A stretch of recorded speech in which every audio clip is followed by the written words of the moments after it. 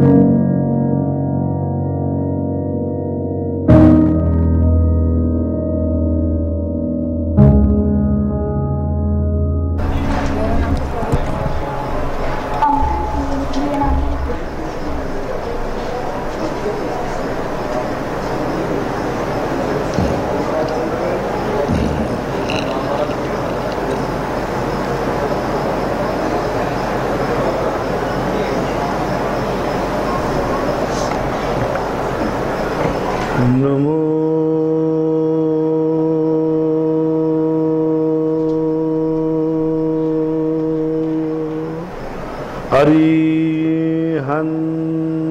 अरिहन्तार्णं नमो अरिहन्तार्णं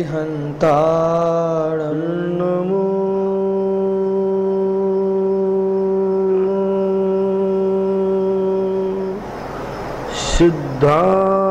सिद्धार्णं नमो सिद्धार्णं नमो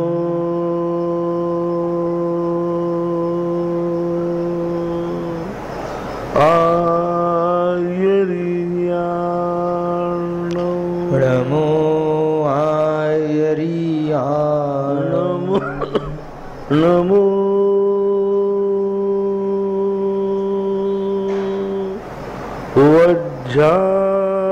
वज्रायाणं नमो वज्रायाणं नमो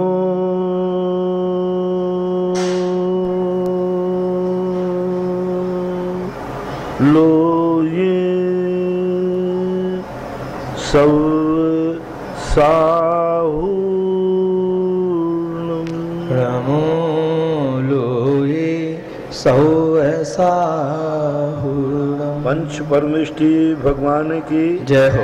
आचार्य श्री गुरुवर कुंद कुंद महाराज की जय हो। आचार्य श्री गुरुवर विद्यासागर महाराज की जय हो। परम पूज्य मुनि पुंगव श्री 108 सुधा सागर जी महाराज की जय हो।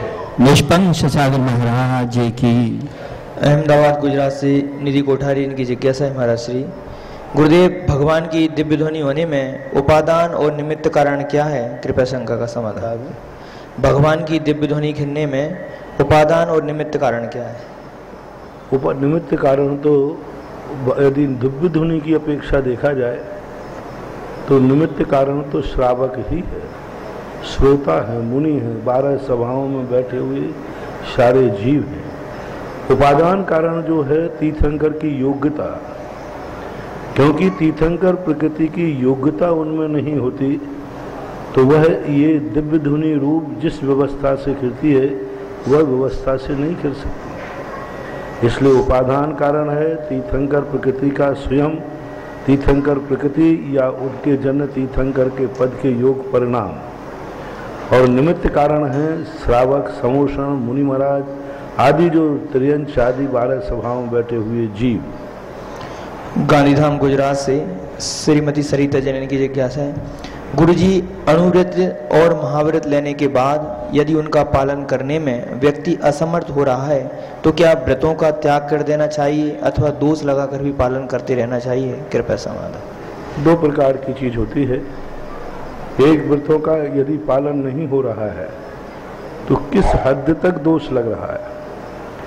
33 नंबर तक यदि पास हो रहा है तो 33 नंबर तक उसको प्रयास करना चाहिए, लेकिन 33 नंबर से नीचे यदि जा रहा है तो उसको फिर व्रत छोड़ देना चाहिए, क्योंकि ऊंचे पद को लेकर के फिर यदि वह कार्य दूसरे करता है तो वह उचित नहीं, छोड़ देना चाहिए। लेकिन यदि कुछित कदाचित कोई दोष शिकार लग रहा है और वो संपूर्ण रूप से उसका पालन कर रहा है तो फिर उसके लिए, लेकिन दोष जब भी माना जाए जब उसको वो दोष माने, लेकिन यदि दोष को वो मूल गुण मान रहा है, बोले ये कोई दोष नहीं है, यदि ऐसा मान रहा है तो मिथ्या दृष्टि है, फिर तो वो कुछ भी काम का नहीं। एक तो दोष को दोष मानकर स्वीकार करना और एक दोष को दोष ही नहीं मानना, दोनों में बहुत अंतर है। जो दोष को दोष मान रहा है उसको पाप बंध कम है, क्योंकि वो उसको दोष मान रहा है फिर भी उसकी मजबूरी है। और एक व्यक्ति कहता है ये कोई दोष, है ही नहीं, उस व्यक्ति का कल्याण कभी नहीं हो सकता। इसलिए दोष मान करके भी यदि आप मजबूरीवश दोष लग रहे हैं तो उसमें दोष तो माना जाएगा, लेकिन उसमें उसका गुणस्थान आदि नहीं गिरेगा। इंदौर से महेंद्र जैन पत्रकार।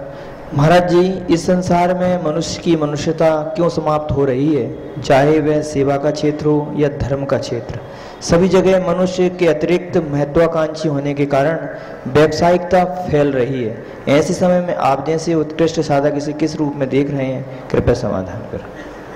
मूल बिगड़ने का कारण है अपने स्वार्थ बुद्धि। परमार्थ बुद्धि में व्यक्ति हमेशा, जैसे अभी 2-4 दिन से प्रवचन चल रहे हैं कि हर व्यक्ति जो है पर विषयों को, पर क्रियाओं को पर रूप देख रहा है। उसमें ये नहीं देख रहा है कि मैं दूसरे पर उपकार करूंगा तो मेरे लिए उपकार होगा। उसको ये लग रहा है कि मेरे द्वारा इस पर उपकार होगा, मुझे क्या लाभ है। तो ऐसी स्थिति में व्यक्ति को साधु संगतों की संगति, शास्त्रों का स्वाध्याय, सज्जन पुरुषों की संगति ही उसको इस प्रकार के विपरीत मार्ग से बचा सकती है। बाकी भौतिक चकाचौंध तो अपने आप में कहती है कि कितने को भी मिटा करके सुखी होते हो तो हो जाओ, अपने को सुखी बनाओ। तो भौतिकता में, पाश्चात्य संस्कृति में, आज के विज्ञान में तो ये संस्कार ही नहीं है कि जियो और जीने दो। आज का संस्कार है जियो और मरने दो।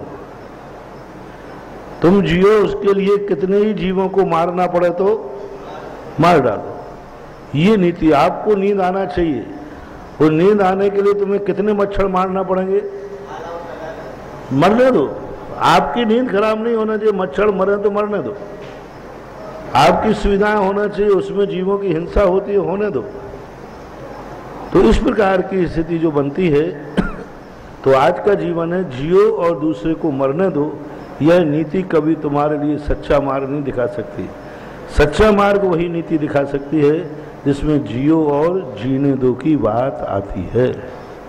भोपाल से आलोक जैन। महाराज श्री, अधिकांश तीर्थ में अभिषेक के पश्चात 4-5 अर्घ चढ़ा देते हैं। क्या इसे पूजा मान लेना चाहिए या फिर हमें विनय पाठ, स्थापना एवं विसर्जन? पहली बात तो अभिषेक के समय कोई पूजा का प्रावधान है नहीं। जो 4-5 अर्घ चढ़ाए जा रहे हैं, ये अभिषेक पाठ की उचित परंपरा नहीं है। मूल जो माघनंदी पाठ आचार्य महाराज का प्राचीन पाठ है, उसमें मात्र एक अर्घ अभिषेक के पीछे इसलिए चढ़ाया जाता है कि अभिषेक करने की अनुमति लेना, भगवान से अनुमति लेने के लिए अर्घ चढ़ाना अलग चीज़ है और भगवान की पूजा मान के अर्घ चढ़ाना अलग चीज़ है। तो अभिषेक के बीच में जो 4-5 अर्घ है, ये मूल प्राचीन परंपरा से नहीं है। माघनंदी महाराज ने कहीं नहीं लिया। मात्र एक अभिषेक के पहले कहा अनुमति लेने के लिए स्नपन पीठ स्थिताय जिनाय अर्घम, क्योंकि भगवान वेदी पे बैठे थे, स्नान करने वाली वेदी पे आए तो उसके लिए हम एक अर्घ चढ़ाते हैं। वो पूजा के अंतर्गत कदापि नहीं आएगा। अभिषेक के बाद जो पूजा बराबर स्थापना पूर्वक जो पूजा की जाती है, वही पूजा कहलाती है द्रव्य पूजा, जिसे आप गृहस्थ लोग करते हैं। बिना स्थापना के कोई पूजा नहीं होती, क्योंकि पूजा का संकल्प ही नहीं है तो पूजा कैसी? स्थापना तो एक पूजा का संकल्प है। इसलिए संकल्प पूर्वक की हुई क्रिया ही महत्वपूर्ण क्रिया मानी जाती, अन्यथा नहीं। खुरई से कल्पना जैन। गुरुदेव, मेरी जिज्ञासा है कि एक दिन बताया था कि मच्छर अपनी भूख मिटाने के लिए किसी का खून पीता है, लेकिन एक आतंकवादी बिना किसी प्रयोजन के निरपराध और बेगुनाह लोगों को मारता है। तो मैं जानना चाहती हूँ कि मारे जाने वाले लोग अतीत के अपराधी होंगे या नहीं? कृपया समाधान। मारे जाने वाले अपराधी अतीत के अपराधी होंगे क्या? अतीत के अपराधी, पहले उन्होंने पाप किए होंगे क्या? देखो, आप कर्म तो कोई ना कोई फल तो तुम्हें मिलता है। बिना कर्म के कोई फल मिल नहीं सकता। आतंकवादी ने भी मारा है, चाहे तुम एक्सीडेंट से मरे हो, चाहे तुम्हें दीवार की ठोकर लगी है, चाहे तुम्हें जाते समय चौखट लगी है, चाहे जाते समय कांटा लगा है, नियम से तुम्हारा किया हुआ कर्म तो है ही। अब तुमने कहा कि चौखट में लगे, चौखट का हमने क्या बिगाड़ा होगा? चौखट का तो नहीं बिगाड़ा था, जिसका बिगाड़ा था वो वहां था नहीं और तुम्हारे कर्म का उदय आ गया। जिसका तुमने सिर फोड़ा था वो वहां है नहीं, मोक्ष चला गया या नरक में है, और तुम्हारे कर्म का उदय आया। तो कर्म कहता है कि तुम्हारा सिर तो फूटेगा, चाहे वो रहे या न रहे। तो जाके चौखट से निकल रहे थे, एकदम चौखट लगी, सिर फूट गया, तुम्हें तो कर्म का फल मिल गया। अब जिसका तुमने फोड़ा था उसके द्वारा नहीं फूटा तुम्हारा, लेकिन चौखट ने फोड़ दिया। दंड मिलना था तो दंड मिल गया। इस प्रकार कर्म का फल तो होता ही है, बिना कर्म के कोई भी दुख आ ही नहीं सकता। टीकमगढ़ से गुंजन नेहा सिंगई। महाराज श्री, आज पंचम काल में भी आपने भूगर्भ स्थित यक्षरक्षित जिनालय का दर्शन करा के संपूर्ण विश्व व असीम अनुकंपा की बरसात की है, लेकिन दूसरी ओर चतुर्थ काल में कैलाश पर्वत पर स्थित जिनालयों के चारों ओर खाई खोदकर हमेशा के लिए मार्ग अवरुद्ध कर दिया। यह कहाँ तक उचित है? कृपया मार्गदर्शन करें। क्योंकि मैंने पहले ही कहा, दर्शन मुख्य है या मूर्ति की सुरक्षा मुख्य है? सुरक्षा मुख्य है। कम से कम कोई लोग तो जाके वहां दर्शन करेंगे, विद्याधर लोग जाएंगे, देवता लोग जाएंगे, लेकिन नष्ट कर देंगे तो ना तो देवता को मिलेगा ना विद्याधरों को मिलेगा। अभी कम से कम नाव में बैठ करके तो चले जाओगे, तैर के तो कोई जा सकते हैं, कोटि भट्ट राजा श्रीवाल कैसे ही सही, लेकिन मिल तो जाएगा। लेकिन वो खाई नहीं खोदते तो अभी तक नष्ट हो गए होते। अब आज वो विषय अलग है कि वो हैं कहाँ, किस रूप में हैं, ये सब अपने लिए इतिहास, प्राग इतिहास का विषय है। अपन कुछ भी इस संबंध में नहीं बोल सकते। मुंबई से कला चूड़ावाला। महाराज श्री, आपके आशीर्वाद से हमने परम पूज्य आचार्य भगवान विद्यासागर जी महाराज का 50वां दीक्षा महोत्सव, जिन अभिषेक आदि कार्यक्रम किए। महाराज श्री, हमारी जिज्ञासा है कि उसी समय हमारा पूरा परिवार सोने के पतरे पर नमोकार मंत्र लिखकर मंदिर जी में रखना चाहते हैं, तो कृपया आप बताएं महाराज श्री कि मंदिर जी में किस स्थान पर रखा जाए। अब वो तो मंदिर का स्थान देख कर के कहाँ सुविधा है कहाँ नहीं है। अच्छा श्रेष्ठ यही है कि पूरा उत्तर मुख करके रखा जाए, फिर भी मंदिर में चारों दिशाएं विचारणी नहीं होती हैं, जहाँ अनुकूलता बने वहाँ विराजमान कर सके। मुजफ्फरनगर से भावना जैन की जिज्ञासा है। महाराज श्री, हथकरघा खादी जन जन तक पहुँचे तो क्या गुरुवर इसकी शुरुआत विद्यालय से, जहाँ हफ्ते में 2 यूनिफॉर्म होती हैं, वहाँ एक दिन की क्या खादी यूनिफॉर्म होने पर विचार किया जा सकता है? क्या जैन विद्यालय से इसकी शुरुआत हो सकती है क्या? कृपया समाधान। खादी की हो क्यों नहीं सकती, लेकिन आजकल कोई भी विद्यालय में सब गवर्नमेंट के नॉर्म्स चलते हैं ना। अब CBSE कोर्स आदि है तो वहाँ गवर्नमेंट की परंपरा चलती हैं, उन परंपरा को नहीं मानो तो मान्यता नहीं देते। कोई भी चीज़ करना चाहो तो सब चीज़ संभव है, जहाँ सब लोगों की सहमति हो वहाँ कोई चीज़ असंभव नहीं है। अब लोग कहते हैं खादी आदि पहनने पर बच्चे हैं वो गंदे कर लेंगे, उनमें प्रेस आदि जल्दी खत्म हो जाएगा और ज़्यादा देर तक नहीं चलेंगे। तो ये सारे प्रश्न संबंधी बहुत विचार करना पड़ेगा, क्योंकि खादी में है तो इतना सफाई तो नहीं आती है, जल्दी गंदा भी होता है, प्रेस भी जल्दी खत्म हो जाता है। तो अब आजकल का युग तो है टिप टॉप, नुकसान हो तो हो लेकिन एक दिन के लिए अच्छे दिखना चाहिए। तो बहुत सारी समस्याएं इसमें आएंगी। विचार रखना अलग चीज़ है और क्रियान्वित होना अलग चीज़ है। जो व्यक्ति इतनी अच्छा विचार रख रहा है, क्या वो नियम ले सकता है कि मैं और मेरे बच्चों में, मेरे परिवार में सभी लोग खादी के ही कपड़े पहनेंगे? विचार रखना कितना कठिन है। यदि मान लीजिए जिन्होंने प्रश्न रखा या जिनकी ऐसी विचारधारा है, क्या वो स्वयं जीवन में नियम ले सकते हैं कि मैं हथकरघे का बना हुआ वस्त्र ही पहनेंगे और हम अपने बच्चों को वही प्रेरणा देंगे, और हमारे घर में जब भी शादी होगा हथकरघे का वो शेरवानी पहनेंगे, हथकरघे की बनी हुई? बात ऐसी हो जाती है कि एक बार आरक्षण के प्रसंग चल रहा था, तो उस समय वो कौन थे वो टोपी लगाते थे, वो बीपी सिंह। पीपी सिंह ने बहुत अच्छा आरक्षण का प्रसंग उठाया और अर्जुन सिंह ने भी उठाया, दोनों संबंधित थे। तो इन्होंने कहा कि नहीं, मेडिकल में डॉक्टर को भी आरक्षण होना चाहिए, हर क्षेत्र में आरक्षण होना चाहिए। जब उनसे मैंने पूछवाया, मैंने उनसे पूछना कि यदि आप बीमार हो जाएं और आपका परिवार बीमार हो जाए तो आप एक नियम ले लो कि मैं अपने परिवार की दवाई आरक्षण वाले डॉक्टर से ही कराएंगे। जो डॉक्टर आरक्षण से पास हुआ है, हरिजन आदि, उसी से हम दवाई कराएंगे, हमारे दूसरे की दवाई नहीं लेंगे। तो उनका जवाब था, क्या मुझे मरना है क्या? क्योंकि आरक्षण वाला कभी भी योग्यता हो ही नहीं सकती। तो उन्होंने कहा कि तुम दूसरे प्रश्न उठाया कि तुम नहीं मरना चाहते, कोई दूसरे को क्यों मरवा रहे हो? बोले राजनीति है, वोटें लेना है हमें। हम आरक्षण दे करके देश का विकास नहीं कर रहे हैं, आरक्षण दे करके अपनी गद्दी हासिल कर रहे हैं। कितना बड़ा अनर्थ पाप लगेगा कि स्वयं तो उनका जो फैमिली डॉक्टर था सवर्ण था, उनके घर में कोई भी शेड्यूल कास्ट का कोई भी पदों पर नहीं था, कोई भी उनको विश्वास ही नहीं था, और सबसे बड़े आरक्षण के समर्थक थे। तो ये स्थिति शुरू हो जाना चाहिए। जिन जिन को ये बात खादी की या हथकरघा की समझ में आ रही है, सबसे पहले तो उसको स्वयं में चालू करना चाहिए, स्वयं के परिवार में चालू रखना चाहिए। और जब अपने रिश्तेदारों को कपड़ा भेंट करो तो नियम लेना चाहिए कि भाई मैं तो हथकरघा के ही कपड़े भेंट करूंगा।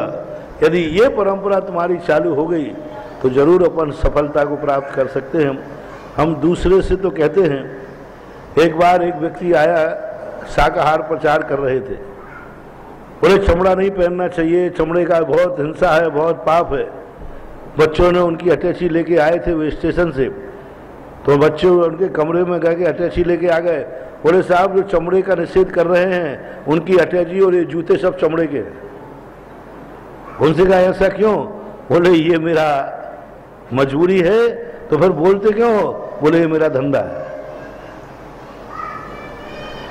तो इसकी शुरुआत होना चाहिए, कथनी नहीं करनी शुरुआत होना चाहिए। हाथ करके की शुरुआत करो, कपड़े पहन करके। शादी में भी जाओ तो हाथ करके के पहन के जाओ। कहीं भी जाओ, अपना प्रचार करना है तो महात्मा गांधी बनो। विदेश भी गए महात्मा गांधी तो किस पे गए? कोई घुटने वाली धोती पे गए। उन्होंने कोई नहीं कहा विदेश जा रहा हूं तो सूट बूट पहन के जाऊं। तो चाहे तुम विदेश जाओ, चाहे कहीं जाओ, चाहे तुम प्रधानमंत्री बनो, कुछ भी बनो, लेकिन वही ड्रेस पहनना चाहिए। ऐसे संकल्प लेना शुरू कर दें लोग, तो फिर हद करके का प्रयास हो सकता है। हम दूसरों के लिए तो प्रयास करते हैं, हम प्रयास करते कि स्कूलों में चल जाए, लेकिन हम प्रयास नहीं करते कि हमारे घर में भी चल जाए। बर्दा महाराष्ट्र से अमित शाह। महाराज श्री, आप भक्तों के वकील हैं, ऐसा आपने कहा, तो आपके भक्त नरक, पशुगति, दुर्गति में न जाएं तो इसके लिए क्या करना होगा? कृपया समाधान करें।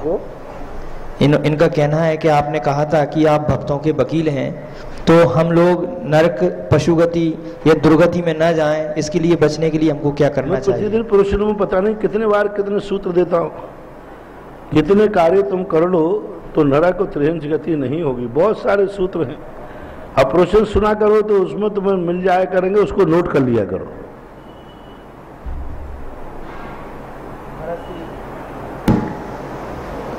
सूरत से स्नेहल दोषी की जिज्ञासा है। महाराज श्री, हमारी बहन की आचार्य से 5 प्रतिमा है और उनके गिर जाने से हाथ फ्रैक्चर हो गया है, तो उनके दैनिक कार्यक्रम में और पूजन अभिषेक आदि में उनको बाधा आती है, तो महाराज श्री क्या करना चाहिए जिससे वो दूसरे को साथ बैठा करके कार्य करवा सकते हैं, जिनवाणी छू सकते हैं। वो बोलते जाएं और वो उनसे आगे चढ़वाते जाएं। कोई को बैठा कर स्वाध्याय करवा सकते हैं, वो जिनवाणी को खोलकर पकड़ लेवे और पढ़ के सुना देवे, तो आपकी पूजा क्रियाएं आवश्यक फल सकते हैं। विजयनगर से बसंत कोठारी इनकी जिज्ञासा है। महाराज श्री, आहार किसे कहते हैं और इसके कितने भेद हैं? केवली भगवान आहार लेते हैं या नहीं? कृपया समाधान करें। लेते हैं कि देते हैं? हाँ, लेते हैं। आहार के मैंने एक दिन कहा था ना कि आहार कई प्रकार का होता है।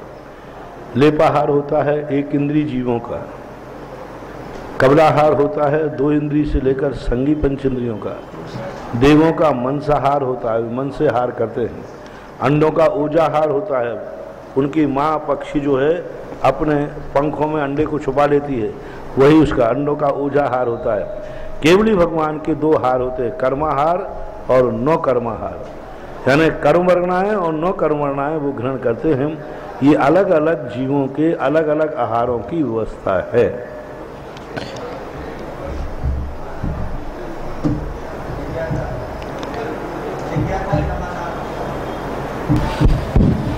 जिज्ञासा समाधान के इस सत्र के बाद आचार्य श्री की चेतन कृतियां, एक ग्रंथ जिसका विमोचन के लिए मैं श्री नरेंद्र जी बज, श्री प्रेमचंद जी बज और श्री भागचंद जी जैन साहब को आमंत्रित करता हूं। वे ऊपर पधारें और ग्रंथाधिराज और साथ में सुमन जी दगड़ा भी पधारें और उत्तम चंद जी पांड्या साहब पधारें। आचार्य श्री की चेतन कृतियां संकलन मुनि श्री भाव सागर जी महाराज राज में की गई है। हम सब इन भावों को अपने जीवन में समझें, अपने इन भावों को उतारें। आचार्य श्री के जीवन में जिन जिन लोगों आचार्य श्री ने जिनको दीक्षाएं कृतियां आचार्य श्री ने बनाई, उन सभी का इसमें पूर्ण उल्लेख है। जिज्ञासा समाधान के लिए प्रथम प्रश्न के लिए मैं आमंत्रित कर रहा हूँ। आपके आशीर्वाद से हमारे बच्चे तो दिन में शादी और दिन में फेरों के लिए राजी हो गए, लेकिन मेरी जिज्ञासा ये है, या ये हम सबको बताना चाहते हैं कि रात्रि में शादी रात्रि में फेरे की अपेक्षा दिन में शादी और दिन में फेरे करने वाले बच्चों के क्या आने वाले जीवन में भी कोई विशेष प्रभाव पड़ता है? रात्रि में हमारे यहाँ कोई मांगलिक कार्य करने का प्रावधान ही नहीं। रात्रि में तो राक्षस लोगों के विवाह होते हैं और रात्रि में जो विवाह करते हैं तो वो नियम से जिंदगी में एकाध न एकाध दिन के परिणाम राक्षसों जैसे हो जाते हैं। प्रावधान ही नहीं कहीं। हमारे यहाँ जो कुछ भी किया जाता है सूर्य के आलोक में किया जाता है। भरत चक्रवर्ती आदि ने 96,000 रानियाँ की, रामचंद्र जी आदि सबकी शादियाँ हुई। इन सब की शादियाँ दिन में हुई और दिन की हुई शादी नियम से कितना भी विपरीतता पड़े, लेकिन व्यक्ति हमेशा एक दूसरे के प्रति वफादार होता है, एक दूसरे का मार्गदर्शक बनता है। रात्रि में शादी करने से अनर्थ भी बहुत है। जितने दुनिया में अनर्थ होते हैं बहुत चीज़ें, वेस्टेज बहुत बच जाता है। लाइटिंग का कितने जीव मरते हैं, कितने भोजनालय में बनते हैं। तो हमारे यहाँ तो ना तो जैन दर्शन में ना वैष्णव दर्शन में कोई भी मांगलिक कार्य करने के लिए रात्रि का चयन नहीं करना चाहिए। गृहस्थों की शादी एक बहुत बड़ी जिंदगी का बहुत बड़ा प्रश्न है, बहुत बड़ी कहना चाहिए शुरुआत। और ऐसी शुरुआत के लिए आप लोग अंधेरे में करते हैं, लाइट में करते हैं। लोग कहते हैं कि पहले लाइटिंग नहीं थी इसलिए। अरे पहले ये लाइट नहीं थी, रत्नों की लाइट थी। तब भी चक्रवर्ती के पास तो ऐसा रत्न था कि यदि यहाँ पर वो रत्न रख दे तो 12 योजन तक प्रकाश ही प्रकाश हो जाता था। तो भी उसने कभी रात्रि में शादी नहीं की। इसलिए रात्रि में शादी करना ये राक्षस उपाय कहलाता है। राक्षस लोग कहते हैं। रात्रि को भक्तांबर पाठ में सारवरी कहा। सारवरी यानी राक्षसनी कहलाती है। रात्रि राक्षसनी है, इसलिए नहीं होना चाहिए। और दिन में शादी करने से उसके वंश पर, उनके बच्चों पर बहुत बड़ा प्रभाव पड़ता है। सीधी की बात है, जो अंधेरे में व्यक्ति जिंदगी बना रहा है उसकी जिंदगी में कभी ना कभी एक बार ऐसा अंधेरा आएगा जिसमें वो कहेगा मैं क्या करूं, कुछ दिमाग काम नहीं कर रहा है। और वही स्थिति उनके वंशानुगत परिवार में बनती है। इसलिए सदा हमेशा मांगलिक कार्यों के लिए दिन के आलोक में ही करना चाहिए। नमस्कार। प्रियंका जी जैन जयपुर और आपके बाद तैयार रहे सुमन जी दगड़ा भीलवाड़ा। ब्यावर। मेरे गुरुवर को मेरा बारंबार नमोस्तु नमोस्तु नमोस्तु। महाराज श्री, हमें हमारे गुरुवर को चातुर्मास के लिए हमारे नगर में रोकना है, तो उसके लिए हम ऐसा क्या करें कि हमारे गुरुवर हमारे नगर में चातुर्मास के लिए रुके? उसके लिए तुम तो ऐसी बात पूछे हो कि अर्जुन ने ताश्री से पूछा कि हम तुम्हारे लिए कैसे जीत सकते हैं।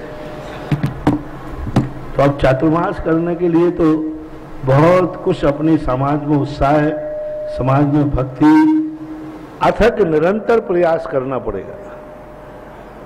अकेले मार तुम जाके चतुर्मास में एक बार आचार सी बात हुआ है, एक बार कह दिया, इतने काम से काम नहीं चलेगा। निरंतर वर्षों तक पूरी समाज उत्साह करती रहे तो कभी ना कभी भाव जाग जाते हैं, लेकिन निरंतरता बनी रहना चाहिए।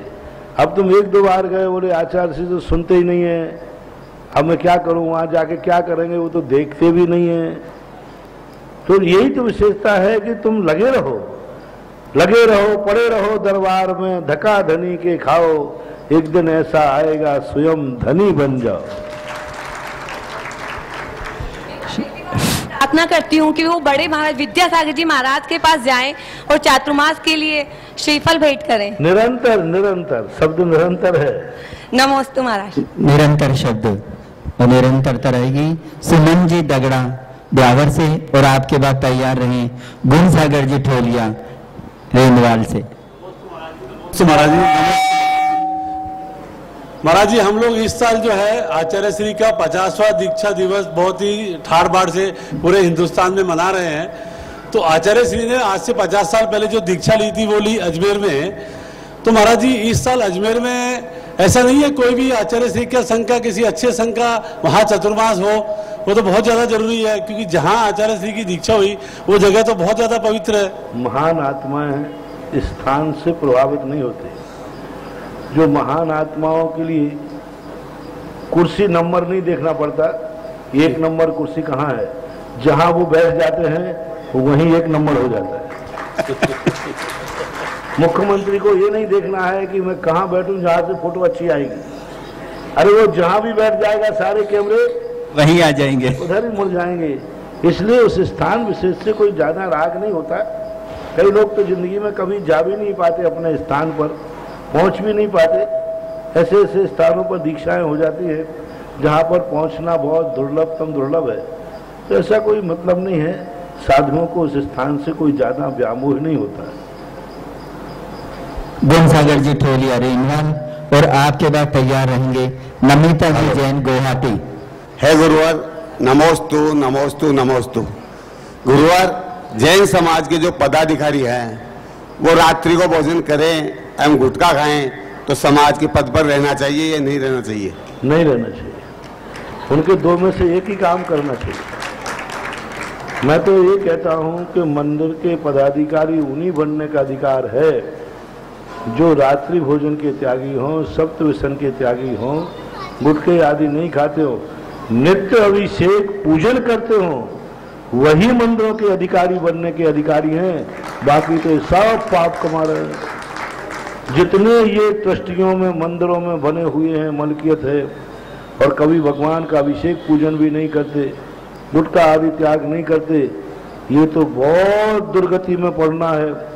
एक व्यक्ति मंदिर का ट्रस्टी नहीं है, वो गुटखा खा रहा है, वो शराब पी रहा है, वो रात में खा रहा है, वो अभिषेक पूजन नहीं कर रहा है, वो इतना बड़ा पापी नहीं है, उन्हें इतना बड़ा कर्मबंध करेगा।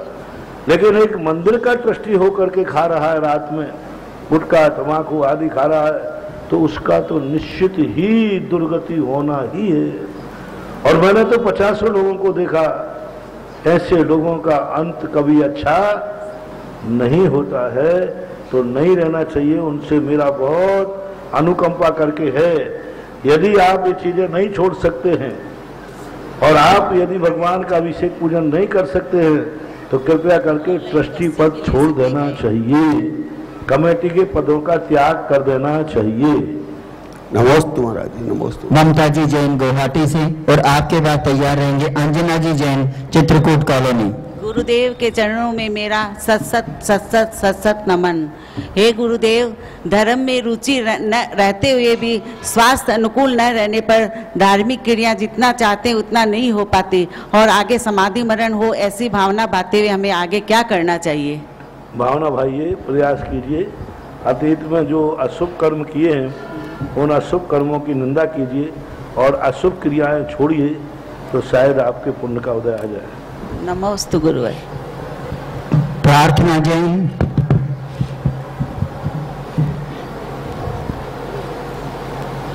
प्रार्थना जैन और आपके बाद तैयार रहे प्रदीप जी गोदिका, जयपुर।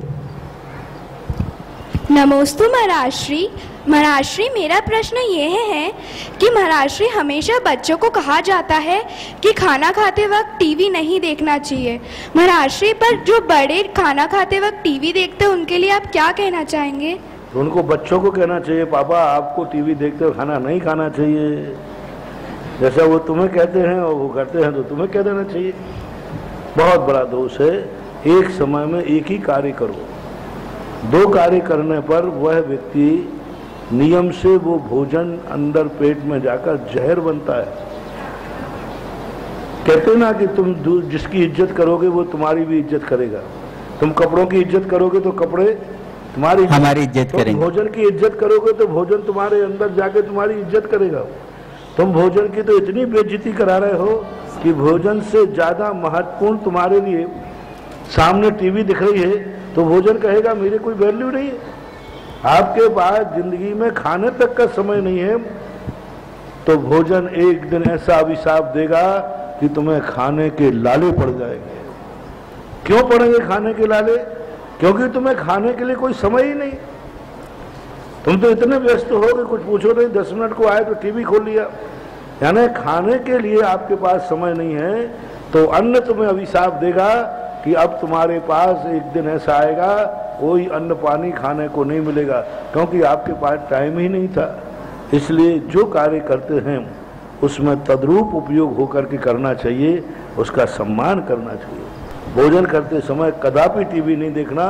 बहुत बहुत हानियां हैं इससे।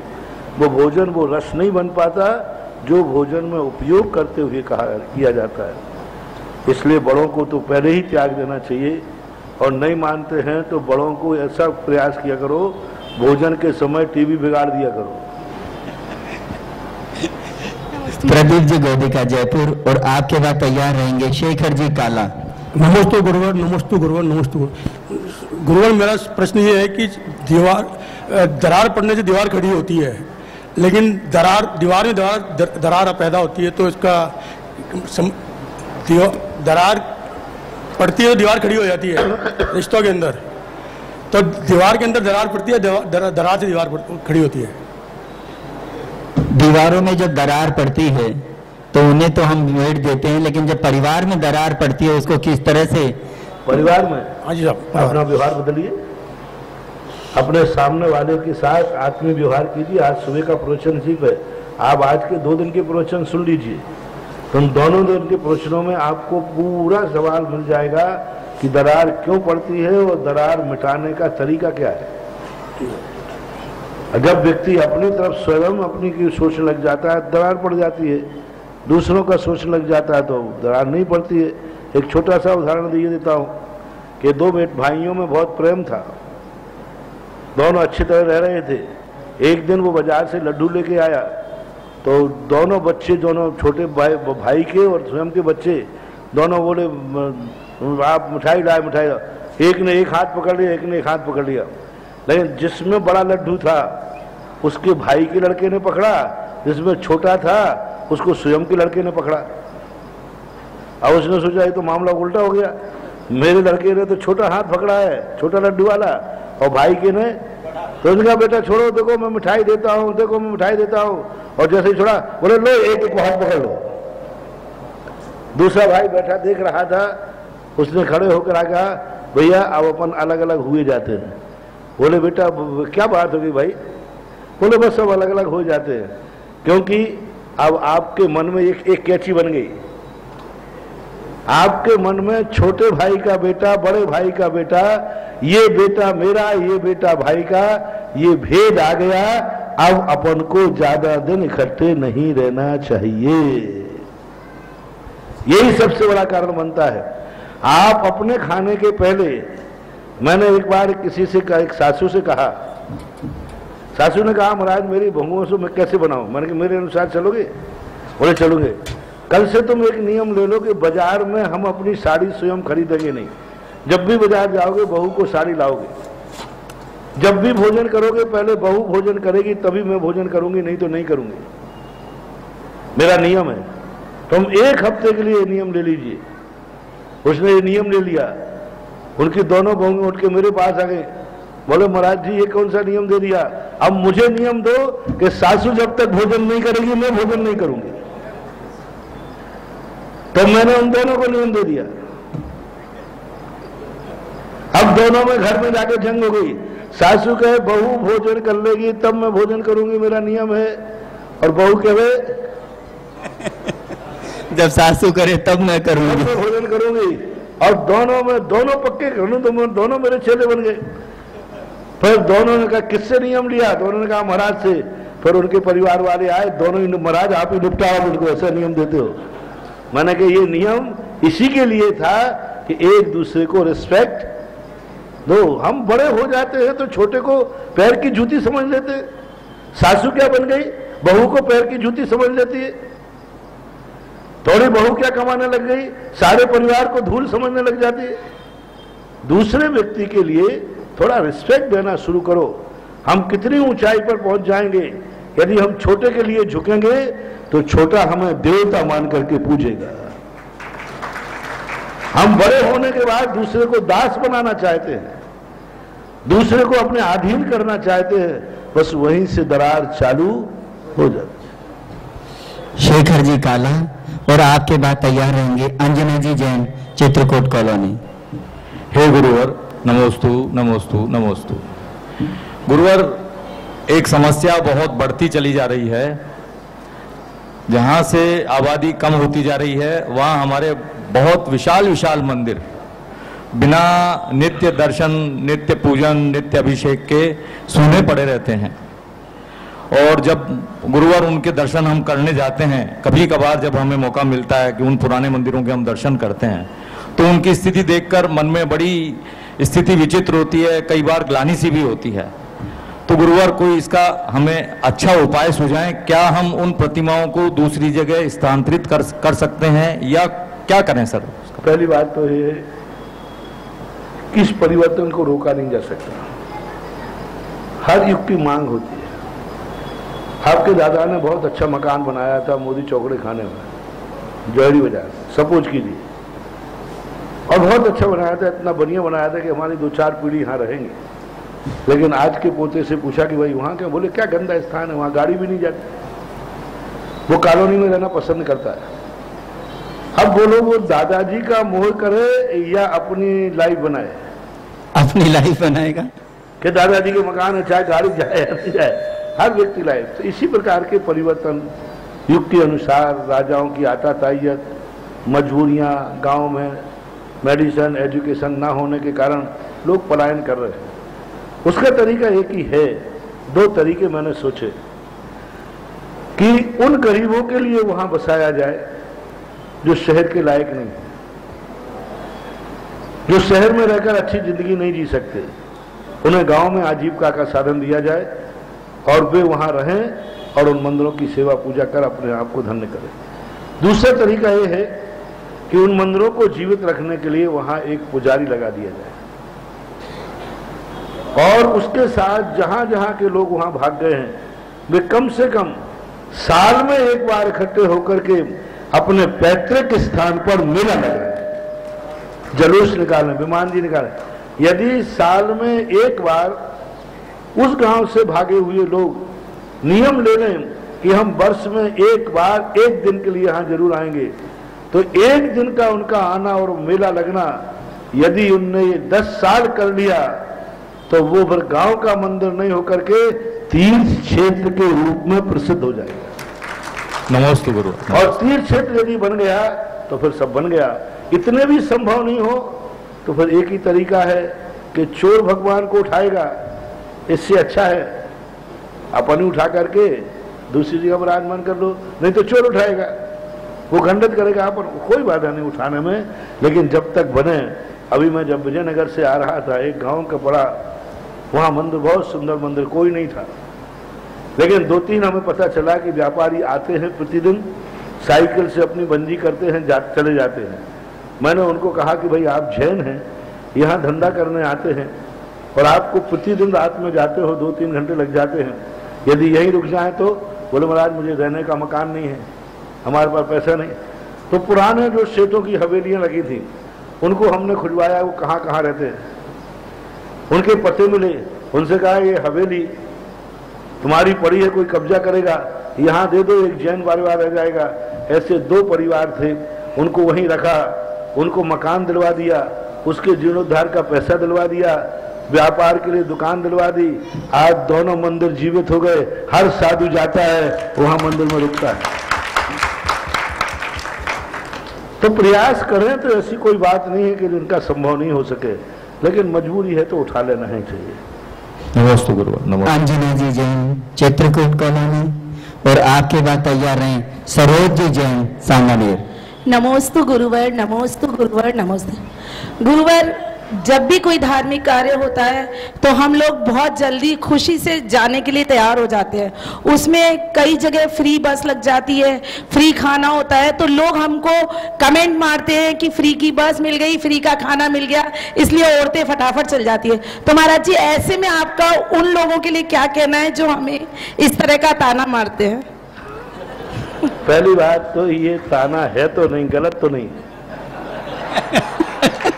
और ये औरतों में ही नहीं, ये तो पुरुषों में भी लागू है। क्योंकि हमने ये देखा है कि जिस कार्यक्रम में भोजन की व्यवस्था नहीं होती है उस कार्यक्रम में महिलाओं की भीड़ कम होती है, पुरुषों की भीड़ कम होती है, और जिस कार्यक्रम में किराया लगता है उसमें भी लोग कम जाते हैं होकर। तो ये देखने में तो आता है, लेकिन इसका तरीका एक और है। उनके मुंह बंद मैं कर सकता हूं कि ईमानदारी से जिस कार्यक्रम के लिए भोजन रखा गया है उस कार्यक्रम में यदि पूरा भाग ले लेता है, ले लेती है, तो फिर उस खाने का दोष उसे नहीं आएगा। मान लीजिए आपको विधान कहा कि भाई यहाँ विधान हो रहा है, इस विधान के उपलक्ष्य में जैसे अपन ने कहा था कि भाई आचार्य श्री का दीक्षा दिवस है, कार्यक्रम मनाया जाए, जो कार्यक्रम में आएंगे वे सब भोजन में यही व्यवस्था है। अब वो ठीक उस समय आया जब कार्यक्रम समाप्त हो गया। जब भी धार्मिक कार्यक्रम का भोजन रखा जाता है 30-40% लोग मात्र भोजन के समय आते हैं। मालवीय नगर पंचकल्याणक में मैंने खुद अपनी आंखों से देखा,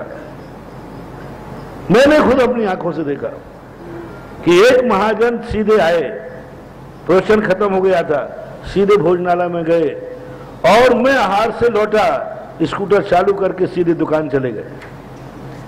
एक भी कार्यक्रम अटेंड नहीं किया उन्होंने, मात्र भोजनशाला से आए और भोजनशाला से ही चले गए। ये है महान पाप, बहुत बड़ा पाप है। यदि हम कार्यक्रम अटेंड नहीं कर सकते हैं तो हमें भोजन में जाना ही नहीं चाहिए। भाई क्यों नहीं आए? और साहब मैं किसी कार्यक्रम अटेंड नहीं कर सकता हूं, इसलिए मैं भोजन नहीं करता। क्योंकि वो भोजन रखा किस लिए है कि जिससे आप आकुल व्याकुल नहीं हो, भोजन बनाने की चिंता नहीं हो, और अच्छी तरह से धर्म ध्यान कर सके कार्यक्रम में। अब कार्यक्रम तो तुम्हें अटेंड करना ही नहीं है, अब भोजन रखा है कार्यक्रम में और महिलाएं बैठ करके गप्पे कर रही हैं, वहां बैठे हैं। और भोजन व्यवस्था के संबंध में आप लोग महिलाओं, आप खुद देखो ना, कार्यक्रम के लिए भोजन रखा है तो कार्यक्रम में भीड़ ज्यादा होती है कि भोजनालय में? क्यों? यही बदनामी का कारण है। आज यहां जनसंख्या कितनी है? आज अभी सांगानेर को ले लीजिए, हम आज तक सांगानेर की संख्या की गणना नहीं कर पाए कि कितने। 50 बार मेरे से पूछा लोगों ने, पर आज सांगानेर में जैनी कितने? आप तो बहुत बार गए, तुम्हें आज तक सही संख्या नहीं बता सकता, क्योंकि मैंने कभी सही संख्या देखी ही नहीं। फिर एक व्यक्ति ने कहा कि महाराज जी मैं सही संख्या बता सकता हूं। बोले कैसे? बोले पूरी सकल समाज का एक दिन भोजन रख लो तो पूरे सांगानेर के मैं अंडे बच्चे के सब वहां आ जाएंगे और वहां गिन लेना। अब मैंने कहा भैया ये तो मैं कर नहीं पाऊंगा, मैं तो पूजन रखवा करके गिन सकता हूं, भोजन रखवा के, और पूजन में कभी पूरी संख्या मिलने वाली नहीं है। तो इतना बड़ा दोष भारत का बन रहा है। उन लोगों से मेरा कहना है, महिला पुरुषों से, कि जो भोजन रखा है जिस पर्पस से रखा है, यदि उस पर्पस में तुम अटेंड नहीं कर रहे हो तो आपको कदापि भोजन नहीं करना चाहिए। वहां सीधे दुकान से आना। आप लोग भी फोन कर देते हो, आज घर में भोजन नहीं बना है। बोले भोजन कहाँ है? बोले फलानी जगह कार्यक्रम चल रहा है, वहां भोजन व्यवस्था है। तो दुकान पे हो, बोले सीधे वहीं आ जाना। और वो सीधा भोजन करने बुलाया और सीधा दुकान भेज दिया। कार्यक्रम को बहुत पाप, बहुत पाप। दूसरा व्यवस्था इसका बचने का तरीका एक ही है कि दूसरे समाज की तरफ से यदि भोजन व्यवस्था है निःशुल्क, तो आप निःशुल्क भोजन कर लीजिए, लेकिन जितने का आपने भोजन खाया है उतना सीधा गुल्लक में डाल दीजिए। यदि गुल्लक में 1 लाख रुपए का भोजन हुआ है और गुल्लक में जो कहते हो 1 लाख से 1,10,000 निकल जाएगा, फिर दुनिया ये टाइटल देना बंद कर देगा, टाइटल देना बंद कर देगा। क्योंकि खाने नहीं आते लोग, 1 लाख का खाते हैं और 1.25 लाख देते हैं, दे के जाते हैं, तो ये टाइटल नहीं मिलेगा। इसका तरीका एक ही सबसे बड़ा तरीका है, ये 2 तरीके अपना लिए जाएं तो फिर ये टाइटल, ये मुंहबंद सबके किए जा सकते हैं। सरोज जी जैन सांगानेर और आपके बाद तैयार हैं आदित्य जैन सांगानेर। पूज्य गुरुवर के चरणों में नमोस्तु। इसमें एक और सुनना, जैसे मान लीजिए महाराज जी फिर गरीब तो उतना नहीं डाल पाएगा, लेकिन गरीब नहीं डाल पाएगा तो अमीर तो डाले। अमीर गरीब का डाल दे। मान लो 100 रुपए का भोजन किया तो कोई अमीर 200 रुपया डाल दे कि मेरी तरफ से एक गरीब का भोजन और सही, लेकिन गरीब तो फिर भी 5 रुपया डाल दे। अमीर तो रूमाल से मुंह पहुंचा नहीं और चल दिया वही नहीं। यदि मैं पूछूं कितने लोग यहाँ हैं जो किसी धार्मिक भोजन में जाते हैं, उतना भोजन करने के बाद वो उतना रुपया नियम से गुल्लक में डालते हैं? उतना रुपया? बहुत अच्छा। 1, 2, 3, 4, 5, बहुत अच्छा, जितना डाल सके डालना चाहिए। पूज्य गुरुवर के चरणों में नमोस्तु। गुरुवर, मेरी जिज्ञासा ये है कि उन परिणामों को कौन सा परिणाम कहेंगे जिनको करने से गुरु का हर वचन जीवन का आचरण बन गया, और मेरे को तो अब जो समधि समदन मिले हैं उनके लिए भी गुरु आज्ञा सर्वोपरि हो गई। कृपया गुरुवर इस जिज्ञासा का समाधान करें कि ये लाभ और सभी को भी मिल सके।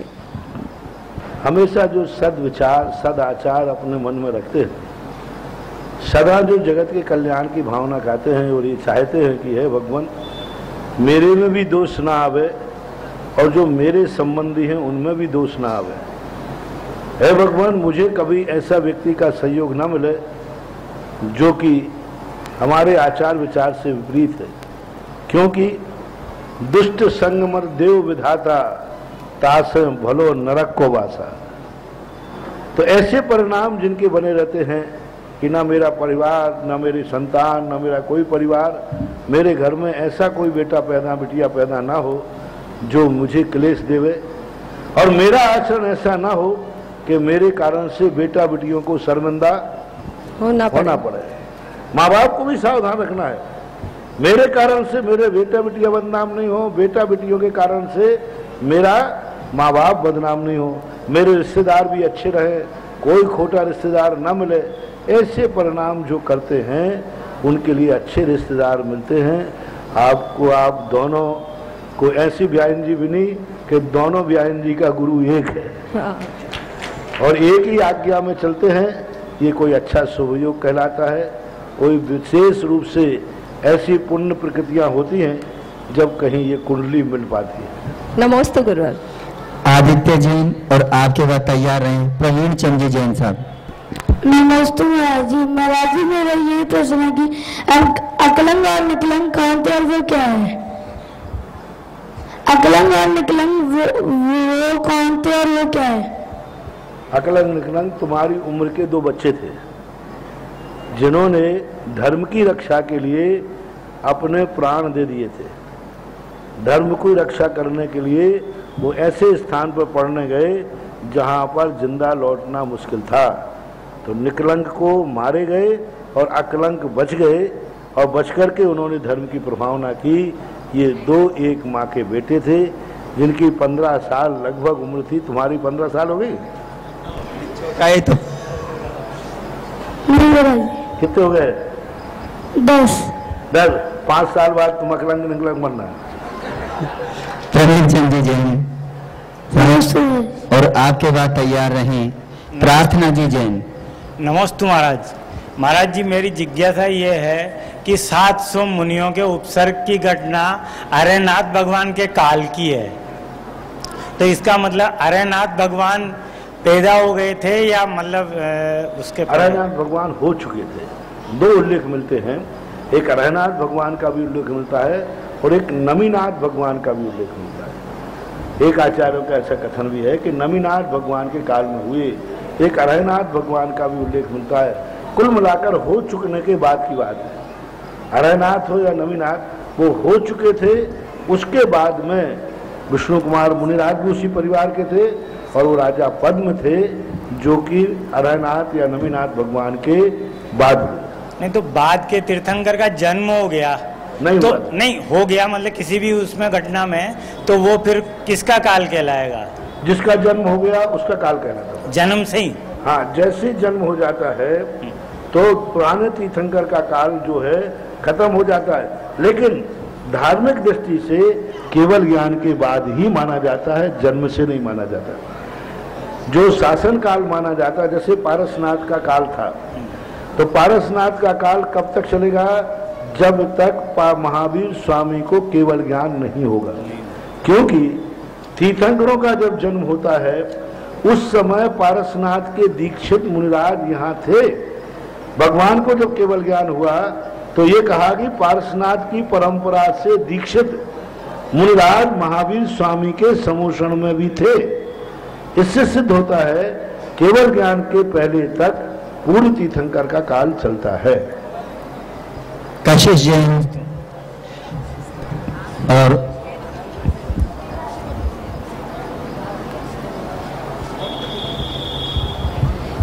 हे गुरुवर के चरणों में मेरा बार बार नमोस्तु नमोस्तु नमोस्तु।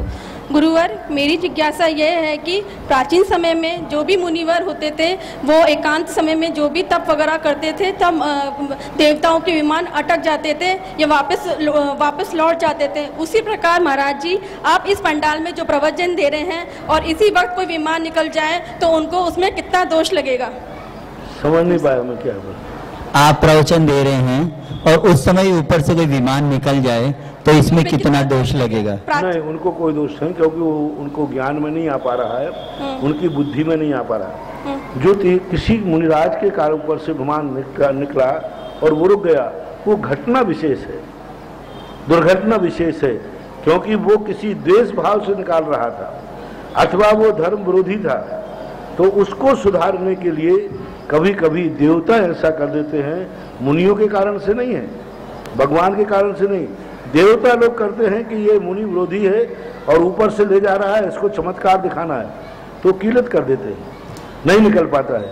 तो ये घटनाएं कहलाती हैं, ये मार्ग नहीं कहलाते हैं, ये अपवाद मार्ग कहलाते हैं। नमस्ते महाराज जी।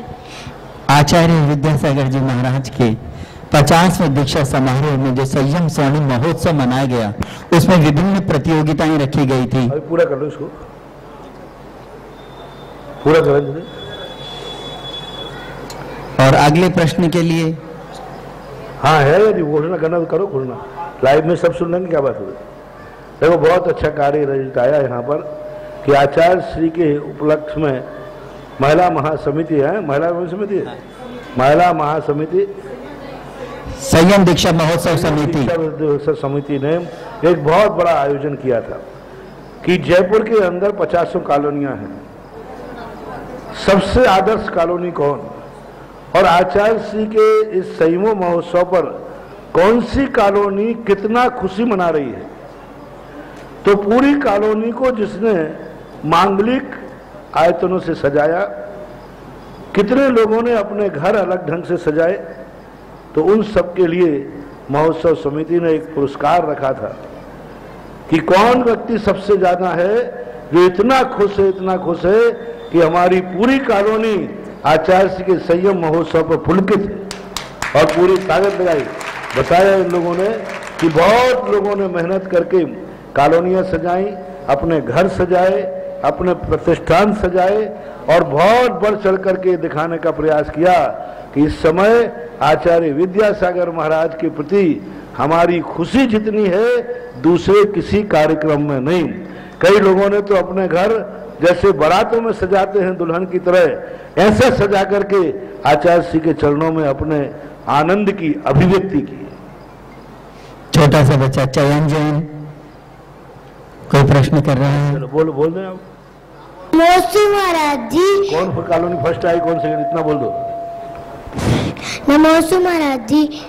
हाँ जल्दी बोलो, बिना भूमिका के। स्वयं स्वर्ण महोत्सव के इस अवसर पर जयपुर की अनेक कॉलोनियों में, अनेक मंदिरों में और अनेक घरों में विभिन्न प्रकार की बहुत अच्छी अच्छी सजावटें हुई। हम संयम महोत्सव कमेटी के अध्यक्ष श्रीमान गणेश जी राणा साहब को बुलाएंगे कि वह आए और मुख्य संयोजक राजेंद्र जी गोदा जी भाई साहब वह भी पधारें और अपने हाथ से हमारे यहाँ उपस्थित जो कमेटी के सदस्य हैं उनको पुरस्कृत करें। सबसे पहले आदर्श कॉलोनी कौन रही? हाँ, सबसे पहले मंदिर जो महाराज जी मंदिर बहुत सुंदर सुंदर सजे थे, तो हम सबसे पहले मंदिर सजाओ के अंदर जो कॉलोनी प्रथम आई है उस मंदिर के पदाधिकारियों को आमंत्रित करना चाहेंगे कि सर्वप्रथम वो आए। दिगंबर जैन मंदिर पार्श्वनाथ मानसरोवर कॉलोनी जोटवाड़ा। वाह, मानसरोवर जोटवाड़ा। महाराज जी संदान सागर जी के घर के वहीं पे ये मंदिर है और पूरी कॉलोनी इतनी सुंदर सजी थी और पूरे दिन इनके बहुत सुंदर कार्यक्रम रहे। गायों को इन्होंने चारे बांटे। राजस्थान का रोहित ब्रह्मचारी था। हाँ, वहाँ के लोग खड़े हो तो वहीं खड़े हो। आ जाए, वहाँ की कमेटी तुरंत आते जाए। आशीर्वाद बस। अब बोलने के अब यहाँ बोलो। अच्छा, 31,000 का प्रथम पुरस्कार इनको दिया गया है। द्वितीय पुरस्कार के लिए श्री आदिनाथ दिगंबर जैन मंदिर मोहनबाड़ी मंत्री नरेंद्र जी और राजेंद्र जी बिलाला, इन्होंने भी बहुत सुंदर पूरी मोहनबाड़ी की कॉलोनी को सजाया और मंदिर को भी बहुत सुंदर सजाया। द्वितीय स्थान मोहनबाड़ी और पार्श्वनाथ दिगंबर जैन मंदिर थड़ी मार्केट, संयुक्त रूप से आपको ये पुरस्कार दिया जाएगा। 2 जगह महाराज जी सेकंड आई है, क्योंकि निर्णय करना इतना मुश्किल था, इतनी सुंदर सुंदर इन्होंने सजाई थी, तो हमने सोचा ये प्रभावना अंग है और इसको अपन 2 में विभाजित करते हैं। इसके संयोजक रहे G22 के जो पदाधिकारी थे, उन्होंने इसका निर्णय किया, हम लोगों ने नहीं किया है। पूरा निर्णय उस कमेटी ने किया, हम केवल साथ गए थे। तृतीय स्थान प्राप्त किया है दिगंबर जैन मंदिर शास्त्री नगर। एक मिनट, क्या दे रहे हो? बोलो सही। क्या इनका प्रथम पुरस्कार जोटवाड़ा मंदिर के पदाधिकारी है और इन्होंने बहुत अच्छी तरीके से पूरा कार्य किया। तो क्या दे रहे हो? 31,000 का प्रथम पुरस्कार। 31,000 का प्रथम पुरस्कार।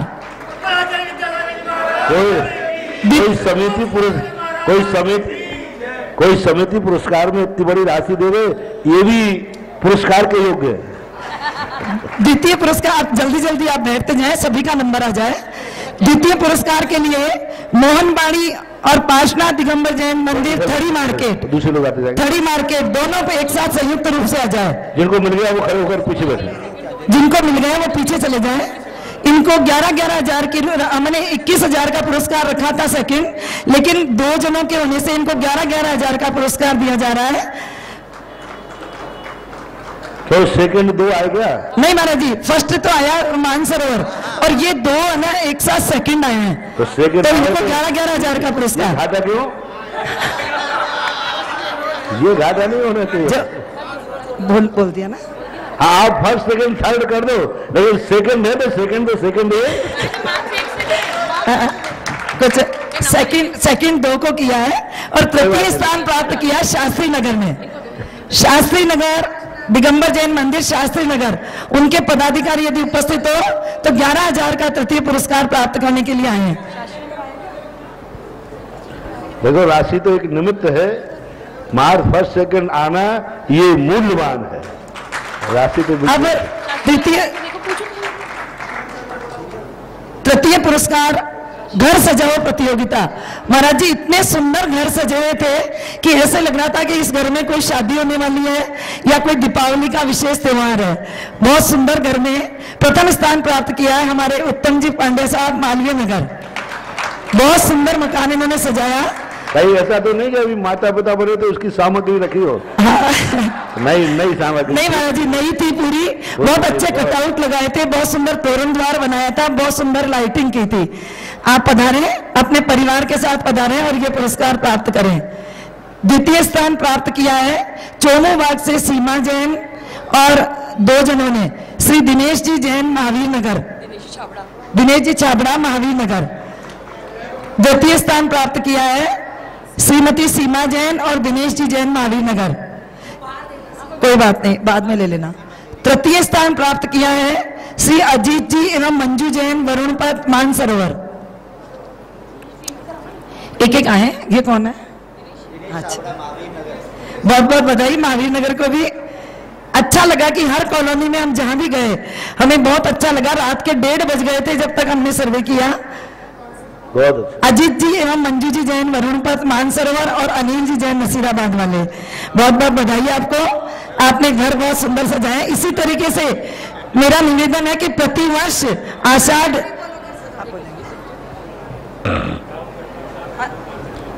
श्रीमान अनिल जी जैन नसीराबाद वाले थड़ी मार्केट तृतीय स्थान इन्होंने भी प्राप्त किया है। बहुत बहुत बधाई, बहुत बहुत धन्यवाद। बस देखो टाइम देखो लाइव। कॉलोनी सजाओ प्रतियोगिता। अब आप बैठे एक बार जल्दी से। कॉलोनी सजाओ प्रतियोगिता, बैठे बैठे तुरंत। कॉलोनी सजाओ प्रतियोगिता। महाराज जी कॉलोनी में हमने देखा, स्कूटर पे भी घूमे हम लोग क्योंकि गलियों के अंदर गाड़ी नहीं जा सकती थी। प्रत्येक घर पे रंगोली, लाइटिंग, बांदरवाल और आचार्य श्री का कटआउट और दीपक, ये हमने उनका क्राइटेरिया दिया था तो वो पूरा उसमें खरा उतरा। और जोरदार ताली से स्वागत करें। थड़ी मार्केट में 350 घर है और 350 घर के अंदर एक घर भी ऐसा नहीं था कि जिसपे सजावट नहीं हो। बड़े गर्व की बात है कि थड़ी मार्केट प्रथम स्थान प्राप्त किया है। और ये हमारे भंवरी जी जो भी कार्य इनको बता दें वो कार्य ये तुरंत अग्रणियों के करती है। बहुत बहुत बधाई और बहुत बहुत धन्यवाद। आगे आए।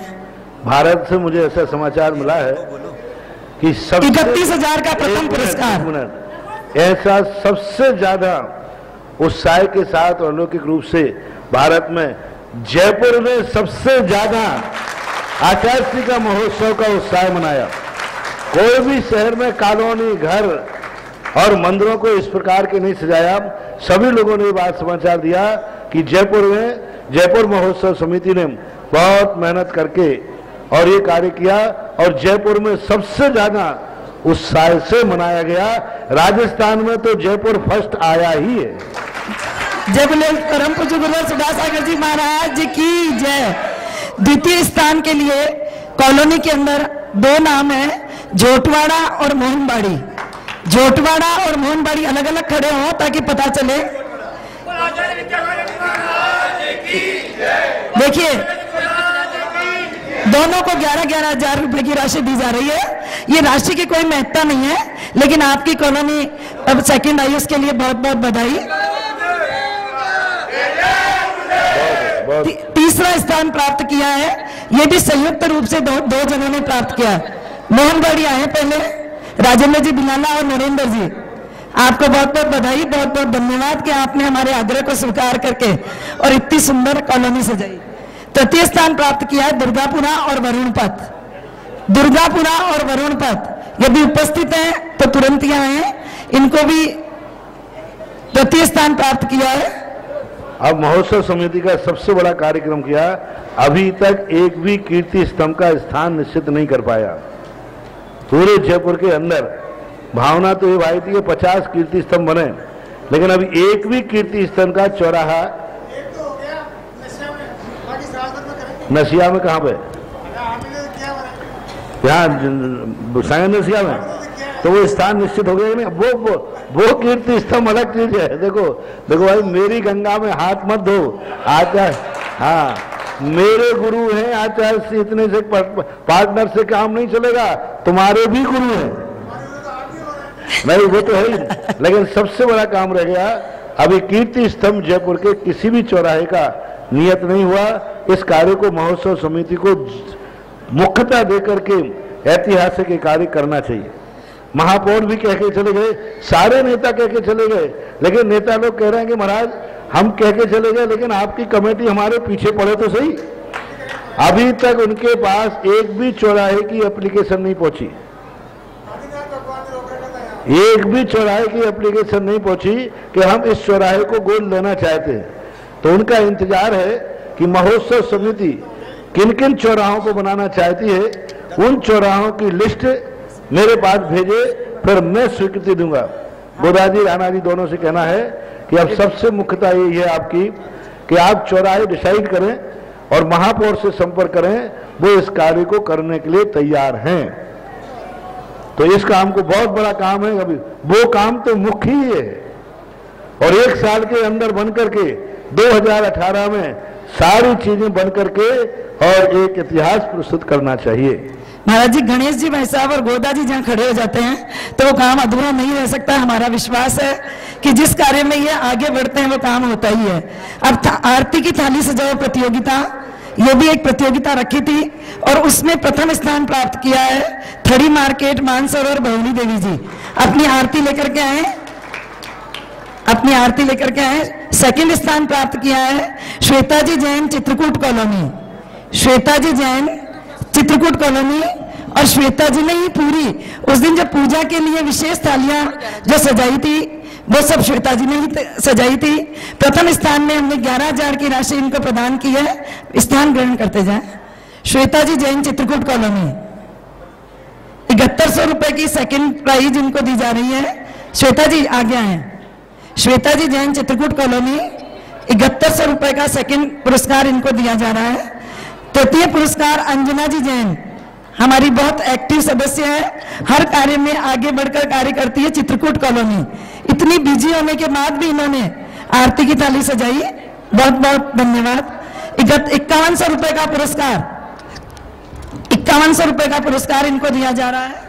अब बांदरवाल सजाओ प्रतियोगिता, बांदरवाल सजाओ प्रतियोगिता में सुलभा जैन मानसरोवर, सुलभा जैन मानसरोवर 7100 रुपए का प्रथम स्थान इन्होंने प्राप्त किया। 11,000 का प्रथम पुरस्कार सुलभा जैन। द्वितीय पुरस्कार प्रियंका पांड्या सांगानेर, प्रियंका पांड्या सांगानेर 7100 रुपए का द्वितीय पुरस्कार। तृतीय पुरस्कार शिक्षा सचिन वैद्य जौहरी बाजार, शिक्षा सचिन वैद्य जौहरी बाजार, इन्होंने भी 5100 रुपए का सेकंड पुरस्कार प्राप्त किया है। आए और अपना पुरस्कार प्राप्त करें। सांत्वना पुरस्कार सभी को दिए जाएंगे। अपने अपने पुरस्कार आप अभी थोड़ी देर बाद में कार्यक्रम के बाद साइड से ले लिए। एक दो प्रश्न और पूछ ले, हो गया। आज सभी को जिन्होंने भाग लिया उनसे मेरा निवेदन है कि प्रति वर्ष आपको आषाढ़ शुक्ला पंचमी के दिन ये दीपावली के रूप में मनाना है। गुरुदेव के सामने आप नियम लेके जाएं कि आषाढ़ शुक्ल पंचमी हम आचार्य श्री की दीपावली जरूर मनाएंगे। जैसे उसके लिए मैं सौंपता हूँ, बिना उसके नहीं, महिला महासमिति इस कार्य को अपना एजेंडे में ले ले कि हर साल आषाढ़ शुद्ध पंचमी को जयपुर में इसी प्रकार का दिवाली मनाना है जैसे इस साल बनाई। जरूर महाराज जी, अभी भी हमने ये सोचा था। इसके लिए आपको और मंडल जोड़ना हो तो जोड़ लेना। ठीक है महाराज जी, नमस्ते महाराज जी, पक्का जोड़ेंगे। एक प्रश्न के लिए बच्चा काफी देर से खड़ा है, चयन जैन प्रश्न करेंगे, करो। नमस्ते महाराज जी, महाराज जी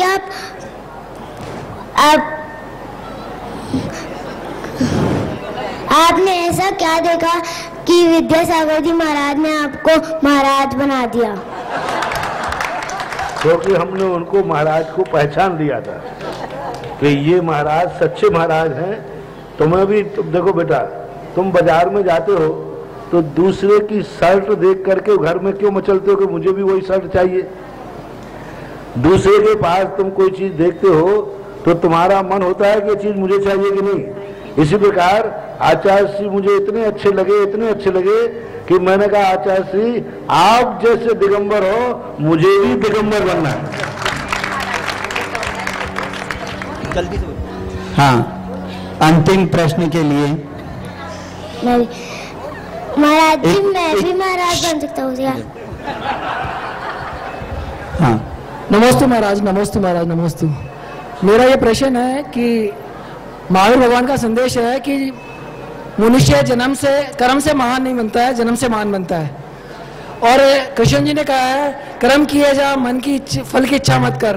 दोनों कर्मों का क्या अर्थ है यहाँ पर? नहीं, आपने गलत पढ़ लिया। गलत पढ़ा है। ने कहीं नहीं लिखा कि जन्म से महान बनता है, कर्म से नहीं। कर्म जन्म से नहीं, कर्म से महान बनता है, जन्म से नहीं। कौन जाकर कौन सा? महावीर भगवान का संदेश है। तो कर्म से महान बनता है, जन्म से नहीं। और एक कृष्ण जी ने कहा, एक इसने कहा, लेकिन दोनों के देखो क्या होता है, जो कुछ आदर्श संहिताएं होती हैं जो हर महान आत्मा उसको तो अपनाता ही है, लेकिन बेसिक जो परिवर्तन है, जैसे उनके यहाँ कर्म से महान बनता है, जन्म से नहीं। लेकिन फिर वहीं पर जाकर के जन्म से कहते हैं कि फलाना जात वाला है वो वैसे ही रहेगा, शूद्र है तो शूद्र रहेगा, ब्राह्मण तो ब्राह्मण रहेगा। तो ये परस्पर ऐसी बातें आ जाती हैं जो हमें विचार करना चाहिए कि ये नीतियां ऐसी नीतियां हैं जिसे सभी लोग स्वीकार कर लेते हैं। महाराज जी, अभी भी आपका उद्बोधन हुआ और मध्य प्रदेश महिला महासमिति की इंदु जी ने अभी आदेश दिया है कि वो आषाढ़ शुक्ला पंचमी को हर वर्ष आचार्य श्री की संयम दीक्षा महोत्सव बड़े धूमधाम से मनाएंगे। देखो, भारत में महिला समिति बहुत 10-20 साल से मैं बहुत महिला समिति को आशीर्वाद दे रहा हूँ, और महिला महासमिति इस कार्य के लिए जहां जहां महिला महासमिति बनी है सबको ये कार्य सौंप दिए जाए। महाराज जी पक्का पूरे देश में इस कार्य को हम करेंगे। जिनवाणी स्तुति।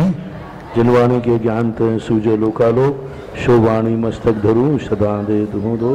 हे जिनवाणी भारती तो हे जपो दिन रैन, जो तेरा शरणा गहे सो पावे सुख चैन। देव भजो अरिहंत को गुरु सेवा निर्गंथ, दया धर्म पालो सदा, यही मोक्ष का पंथ।